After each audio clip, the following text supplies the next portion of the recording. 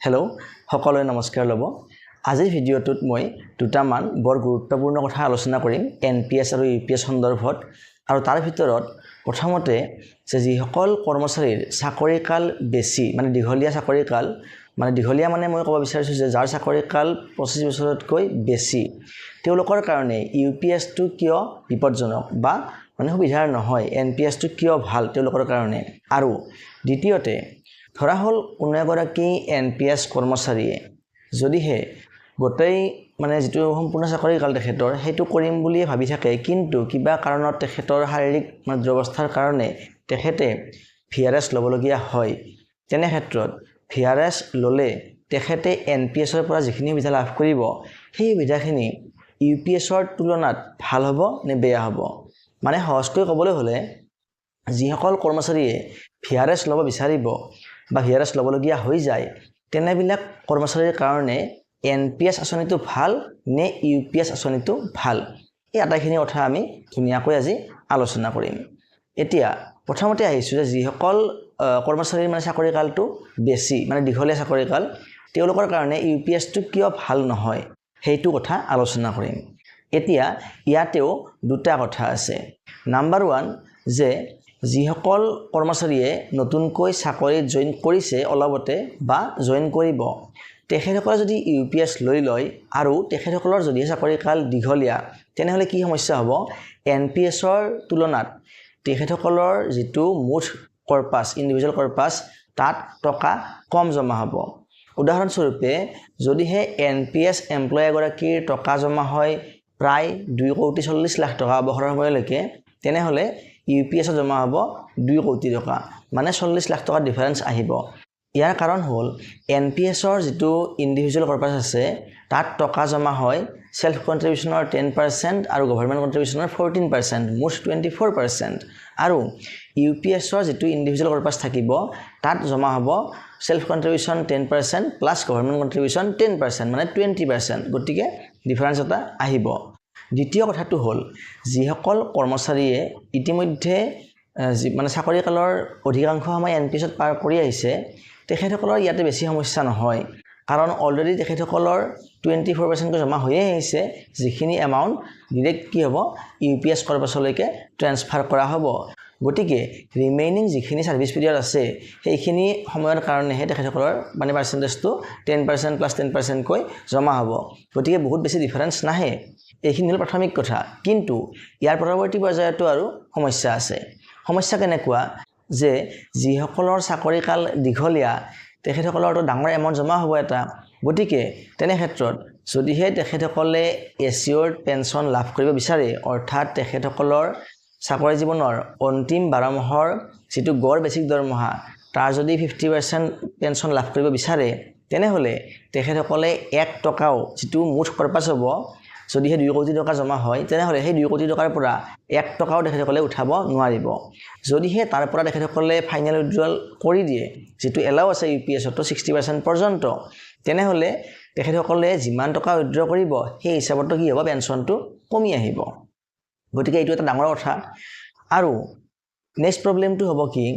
যদিহে এগৰাকী ইউপিএছ কৰ্মচাৰীয়ে ধৰা হল তেখেতে উইথড্ৰ নকৰিলে ফুল পেনশন পোৱাৰ খাতে উইথড্ৰ নকৰিলে আৰু অৱসৰ লৈ ললে তেনে ক্ষেত্ৰত যদিহে কিবা কাৰণত হেগৰাকী কৰ্মচাৰীৰ আনফৰচুনেটলি ডেথ হৈ যায় এবছৰ বা 2 বছৰ পেনশন লোৱাৰ ঠিক পিছতে তেনেহলে পৰিয়ালটোৱে কি লাভ কৰিব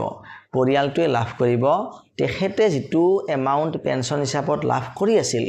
সেই এমাউন্টৰ 60% ফৰ এক্সাম্পল যদিহে অৱসৰৰ সময়ত এগৰাকী কৰ্মচাৰীয়ে পেনশন হিচাপে লাভ কৰি আছিল 1 লাখ টকা বা তাৰ ওপৰঞ্চি মানে ডিয়াৰনেছ ৰিলিফ থাকিব মেডিকেল থাকিব এইখিনি বেলেগ কথা বাৰু তেনেহলে তেখেতৰ মৃত্যুৰ ঠিক পিছতে কি হৈ যাব তেখেতৰ পৰিয়ালে লাভ কৰিব 60000 টকা অৰ্থাৎ সেই লাষ্ট যেটো মানে লাষ্ট জন মানে এডমিসিবল পে আউট আছিল বা এচিয়ৰ্ড পে আউট থাকিব সেই এমাউন্টৰ মানে 60% টকাহে লাভ কৰিব গতিকে এইটো সমস্যা এটা যেহেতু ফাইনেল উইথড্ৰল নকৰিলে এটা ভাল পেনশন পোৱাৰ আশাত কিন্তু যদিহে চাকৰিয়ালগৰাকী মৃত্যু হৈ যায় কিবা কাৰণত কোনেও ক'ব নোৱাৰে লাইফ ইজ আনসাৰ্টেইন গতিকে কোনে কিমান বছৰ বাচি থাকিব কোনেও ক'ব নোৱাৰে যদিহে অৱসৰ পোৱাৰ কিছু বছৰ পিছতে যদি কৰ্মচাৰীগৰাকীৰ ডেথ হৈ যায় তেনেহলে ফ্যামিলিটোৱে সেই যেটো মানে payment assured payment half of basic pay average basic pay of last 12 months সেইখিনি সুবিধা লাভ নকৰিব কিন্তু এনপিএছত তেনেকুৱা নহয় সেইটো কথা মই আহিম অলপ পিছলৈকে গতিকে এইটো এটা ডাঙৰ প্ৰবলেম মানে ইউপিএছৰ ক্ষেত্ৰত যাৰ চাকৰিকাল দীঘলীয়া তেখেতসকলৰ যেটো হিউজ এমাউন্ট হ'ব কৰ্পাছ হ'ব সেইখিনি ভিতৰত তেওঁলোকে ভোগ কৰিবলৈ নাপাব আৰু যদি ভোগ কৰিবলৈ বিচাৰে তেনেহলে তো পেনশনটো কমি যাবই আৰু পেনশনটো কমি যোৱাৰ পিছত যদি তেনেকুৱা কিবা ক্ষেত্ৰত ডেথ হৈ যায় কৰ্মচাৰীগৰাকীৰ তেনেহলে যেটো পেমেন্ট লাভ কৰিব সেইটো এনপিএছত কৈও কমি যাব পাৰে ইমানখিনি কমি যাব পাৰে ইয়াৰ বিষয়ে মই ডিটেইল ভিডিওৰ পিছত বনাম যেতিয়া আমাৰ অসম চৰকাৰৰ যিখন মানে ইউপিএছ নটিফিকেশন প্ৰকাশ পাব তাৰ পিছত মই আৰু এখন ধুনিয়াকৈ এটা ভিডিওৰ জৰিয়তে কথাখিনি মই মানে লিখি ধুনিয়াকৈ দেখুৱাই দিম এতিয়া নেক্সট যেটো পইণ্ট আছিল সেইটো হল কি যে যদিহে কিবা কাৰণত এগৰাকী কৰ্মচাৰীয়ে ভিআৰএছ লবলগীয়া হয় তেনেহলে এনপিএছত থাকিলে লাভ বেছি হ'ব নে ইউপিএছত থাকিলে লাভ বেছি হ'ব এইটো কথা ইয়াৰ উত্তৰটো এনেকুৱা যে যদিহে এগৰাকী কৰ্মচাৰীয়ে এনপিএছৰ অধীনত থাকি ভিআৰএছ লয় তেনেহলে যেটো এনপিএছৰ নিয়ম অনুসৰি তেখেতৰ যেটো মুঠ কৰ্পাছ হ'ব ইন্ডিভিজুৱেল কৰ্পাছ হ'ব সেই মুঠ কৰ্পাছৰ 20% টকা তেখেতে উইথড্ৰ কৰিব পাৰিব ভিআৰএছ লোৱা সময়ত আৰু বাকি 80% টকাৰে তেখেতে এনুইটি ক্ৰয় কৰিব লাগিব যাৰ পৰা তেখেতে পেনশন লাভ কৰিব এতিয়া যদিহে নৰমালি এগৰাকী এনপিএছ এমপ্লয়ী অৱসৰ গ্ৰহণ কৰে যেটো তেওঁৰ প্ৰকৃত অৱসৰৰ সময় তেনেহলে কি হয় তেনেহলে তেখেতৰ মুঠ ইন্ডিভিজুৱেল কৰ্পাছৰ 60% উইথড্ৰ কৰিব পাৰে 40% ৰে এনুইটি ক্ৰয় কৰিব পাৰে কিন্তু ভিআৰএছ ললে কথাটো কি হৈ যায় বেলেগ হৈ যায় 80% ৰে এনুইটি ক্ৰয় কৰিব লাগে আৰু 20% উইথড্ৰ কৰিব পাৰে এতিয়া তাৰ ফলত কি হ'ব এই বিষয়ে মই কৈ আছো যে যদিহে মই ভিআৰএছ লৈ লও তেনেহলে মোৰ পেনশনটো দুগুণ হৈ যাব কেনেকৈ দুগুণ হ'ব যদিহে মই 60 ইয়াৰ্ছৰ অৱসৰ লও তেনেহলে মই এনুইটি পাৰচেজ কৰিম 40%ৰ আৰু এনপিএছৰ যেটো পেনশন দিয়া নিয়ম হেতু হল যিখিনি এমাউন্টৰে আমি এনুইটি পাৰচেজ কৰিম সেই এমাউন্টৰ ওপৰত ইয়াৰলি 6 পৰা 7% সুদ হয় ইন্টাৰেষ্ট হয় আৰু সেই ইন্টাৰেষ্টখিনি 12ৰে ভাগ কৰি যেটো এমাউন্ট পোৱা যায় সেইটোই হল এনপিএছৰ পেনশন গতিকে যদি মোৰ মুঠ কৰ্পাছ 1 কোটি টকা হলে যদি মই প্ৰকৃত অৱসৰৰ সময়তে অৱসৰ লৈ লও তেনেহলে মোৰ এনুইটি পাৰচেজ কৰা যেটো টকাৰ পৰিমাণ হ'ব সেইটো হ'ব 40 লাখ মানে 40% আৰু 40 লাখৰ যদি আমি 7% কৈ ধৰো তেনেহলে যেটো মানে পেনশন লাভ কৰিম সেই পেনশনটো যদি আমি ভিআৰএছ লৈ লও 80% টকাৰ যেটো পেনশন লাভ কৰিম মানে 80 লাখ টকাৰ যেটো পেনশন লাভ কৰিম সেইটো হ'ব প্ৰায় দুগুণ গতিকে আমাৰ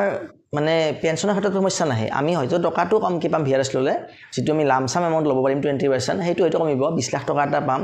তাৰ লগত আমি পাম গ্ৰেচুইটিৰ টকাটো পাম তাৰ ওপৰত আমি জিএছৰ টকা পাম তাৰ ওপৰত আমি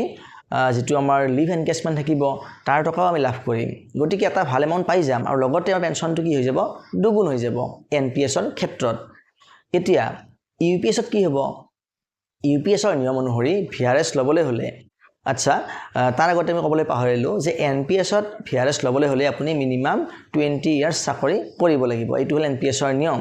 এতিয়া আহো ইউপিএছৰ নিয়মটোলৈ ইউপিএছৰ যিখন প্ৰথম নটিফিকেশন ওলাইছিল সেই অনুসৰি ইউপিএছত ভিআৰএছ ল'ব পৰা আছিল 25 ইয়াৰ্ছত কিন্তু যদিও 25 ইয়াৰ্ছত ভিআৰএছ ল'ব পাৰে বুলি কৈছে কিন্তু তেখেতে পেনশন লাভ কৰিবলৈ কি কৰিব লাগিব প্ৰকৃত অৱসৰৰ দিনটোলৈকে অপেক্ষা কৰিব লাগিব প্ৰকৃত অৱসৰৰ দিনটোৰ পৰা তেখেতৰ পেনশনটো আৰম্ভ হ'ব কিন্তু এতিয়া